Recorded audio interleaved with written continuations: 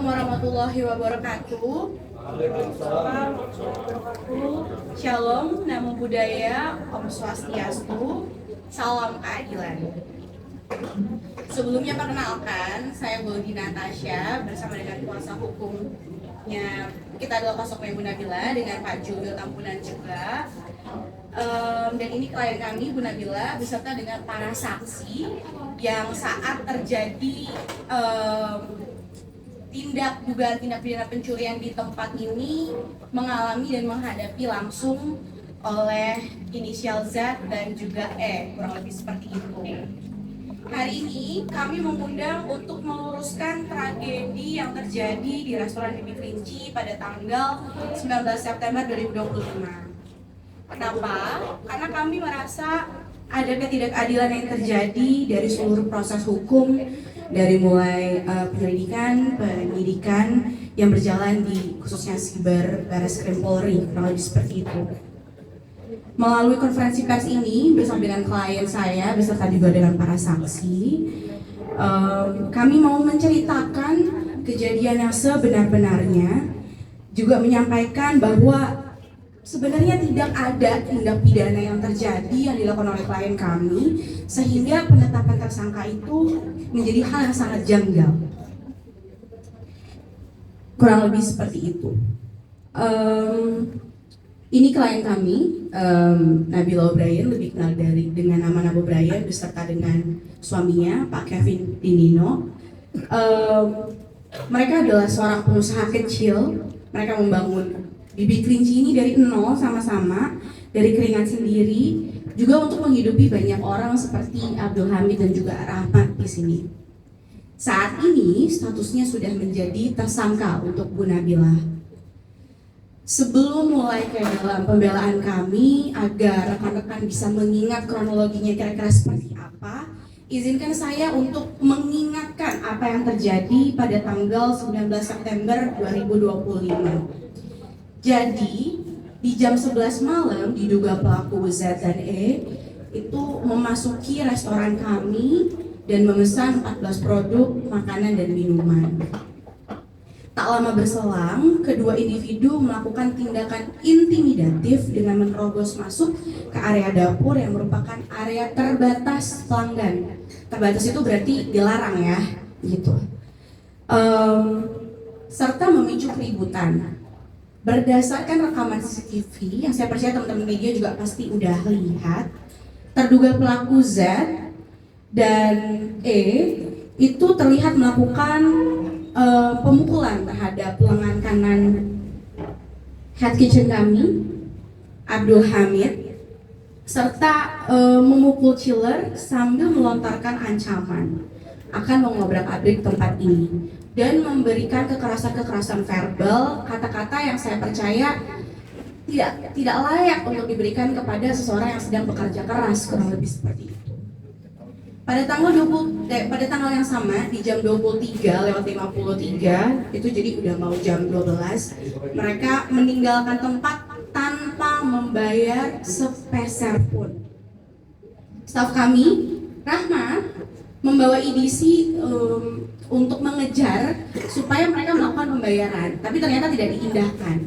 Sekali lagi, apa yang saya sampaikan ini dapat dicek melalui CCTV, bahkan bisa dilihat melalui unggahan dari klien kami. Lalu update-nya seperti apa? Ada upaya-upaya hukum yang baik yang dilakukan oleh klien kami untuk mendapatkan hak-haknya kembali, gitu. Sebelumnya, klien kami sudah melakukan posting unggahan pada tanggal 20 Desember guna untuk 20 September guna untuk kepentingan publik. Banyak banget pelaku usaha yang sama berterima kasih loh sama klien kami karena telah mengopost itu, sehingga mereka bisa berhati-hati. Ternyata melakukan posting itu hasilnya sangat-sangat positif, kurang lebih seperti itu. Sekali lagi saya sampaikan, tujuannya adalah kepentingan publik dan preventif. Kejadian yang sama bisa terjadi di tempat lain juga, sehingga klien saya berbaik hati untuk menceritakan kepada orang hal tersebut. Klien kami melayangkan somasi pada tanggal 24 September menuntut permintaan maaf secara publik. Jadi klien kami cuma minta permintaan maaf aja nih secara publik dan personal kepada pegawai-pegawai kami. Lalu dibalas dengan tanggapan somasi juga, mengakui bahwa mereka memang mengambil, sekali lagi saya sampaikan dan saya tegaskan, mereka mengakui melalui balasan somasi mereka bahwa mereka mengambil makanan dan minuman tersebut. Namun ada yang lucu di sini karena mereka mensomasi balik klien kami dengan tuntutan 1 miliar rupiah karena kerugian yang mereka rasakan dari postingan Bu Nabilah. Oke, jangan salah prasangka di sini. Jadi yang meminta 1 miliar rupiah itu adalah terduga pelaku pencurian, begitu. Jelas dengan menjunjung tinggi rasa keadilan dan kebenaran yang ada, kami tidak mungkin fulfill keinginan dari terduga pelaku pencurian.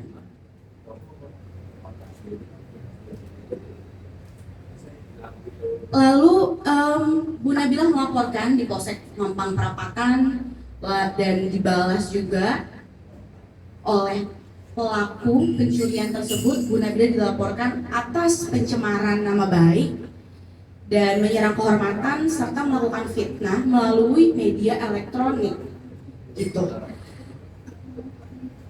Sebenarnya ini aja sudah sangat tidak manusiawi gitu ya. Lalu kita sudah melakukan mediasi 2 kali di fasilitasi oleh Barreskrim juga oleh Polsek dan tidak menemui titik temu karena dari terakhir yang kita tahu mereka memberikan kesepakatan perdamaian yang tidak masuk di akal keinginannya. Sudah saya cantumkan juga di dalam press release apa yang mereka inginkan. Selain 1 miliar rupiah, klien kami diminta untuk minta maaf ke seluruh publik, ke keluarga, bahkan diminta mengakui bahwa klien saya telah menyerang kehormatan dari Bapak Z dan Ibu E, telah melakukan fitnah dan menyuruh klien kami melakukan hal-hal yang sebenarnya sudah kita ketahui kebenarannya melalui CCTV. Lalu penyelidikan berjalan di kedua tempat, penyidikan juga berjalan. Pada tanggal 24 Februari berdasarkan gelar perkara dari Polsek Mampang Perapatan yang saya rasa sangat kooperatif dan juga sangat melihat sesuatu secara objektif, kami telah memberikan saksi sampai 6 CCTV, lalu kopian somasi juga. Bapak Zendi diresmikan dan ditetapkan sebagai tersangka pada tanggal 24 Februari 2026. Namun yang janggal di sini, di tanggal yang sama klien saya masih diperiksa untuk keterangan tambahan di Barreskrim. Ternyata gelar perkara terjadi pada tanggal 26 Februari dan klien saya dikirimkan surat penetapan tersangka hari Sabtu tanggal 28 Februari 2026. Hal ini janggal karena sangat cepat. Kita tahu bahwa proses approval untuk penetapan tersangka itu tidak semudah itu. Teman-teman media juga pasti tahu dari banyaknya perkara yang ada. Ini merupakan anomali hukum. Cepatnya berjalan, lalu ada beberapa kejanggalan juga di dalam penyidikan yang mungkin hanya akan saya beritahukan kepada pihak-pihak lain aja dalam penyidikan. Tapi klien kami merasakan memang banyak sekali kejanggalan dari apa yang terjadi.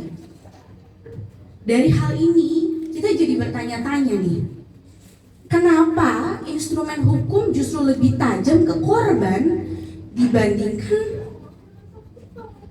tersangka pelaku pencurian yang sudah jelas-jelas ada CCTV-nya. Rekan-rekan media sekalian, ya perlu kami tegaskan, ya mohon dicatat teman-teman. Pasal-pasal pencemaran nama baik, penuduhan maupun fitnah terhadap klien kami sama sekali tidak memenuhi unsur pidana. Tidak ada niat jahat dari klien kami. untuk menyerang kehormatan. Beliau aja tidak tahu ketika posting itu siapa yang dia posting. Yang ada cuman keberanian pengusaha kecil doang yang lagi membela diri bahwa usahanya sedang sial karena ada orang yang jahat sama pegawainya dan juga mengambil makanannya tanpa membayar. Klien kami mengunggah rekaman CCTV tersebut bukan tanpa alasan ya teman-teman. Itu adalah fakta kebenaran yang diungkap sekali lagi demi untuk kepentingan publik. Agar pelaku usaha lain tidak mengalami hal yang serupa.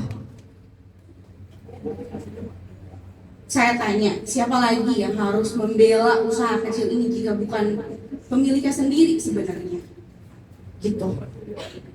Ini sangat melukai rasa keadilan ketika kita melihat fakta ini bahwa pelaku Z dan S sudah mengakui loh mengambil makanan dan minuman, tapi mereka tetap minta 1 miliar. Gitu. Kami melakukan press conference ini untuk teman-teman melihat perkara ini secara utuh. Apa sih sebenarnya yang terjadi?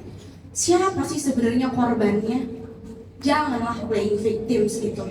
Klien kami dari awal sudah mau damai dan mediasi. Tapi permintaan 1 miliar tersebut kan menjadi perbuatan tidak mendasar. Seperti ingin mencari kesempatan dari apa yang terjadi gitu loh. Korban kok dimintain 1 miliar oleh pelaku Z dan E. Jika warga negara dibungkam dan dijadikan tersangka untuk mengungkap kebenaran, lalu ini bukan negara demokrasi namanya.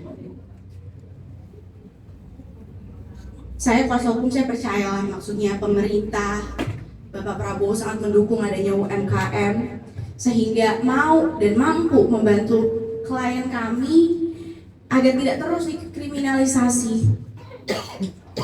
Saya mau update juga kenapa saya lama hari ini datang. Karena saya baru saja melayangkan surat pengaduan masyarakat dan permohonan gelar perkara khusus ke Biro Hasidik Barreskrim Polri. Nah, saya harap dapat dikawal sampai klien kami mendapatkan keadilan serta memang ada penghentian penyidikan atas dasar unsur pidananya tidak terpenuhi. Kami juga mau mengapresiasi semalam kami sampai jam 12 di Paminal untuk mereka merespons dengan cepat dan aktif mengundang kami sampai jam 12 malam untuk mendengarkan kesaksian saya selaku kuasa hukum terkait proses pemeriksaan ini. Namun memang tetap harus kita kawal karena keadaannya juga tidak mudah untuk klien kami. Kurang lebih seperti itu. Yang perlu saya sampaikan sebagai seorang kuasa hukum dari Bu Nabila adalah kami akan terus dan tidak akan pernah berhenti mereservasi seluruh hak-haknya dari Bu Nabila.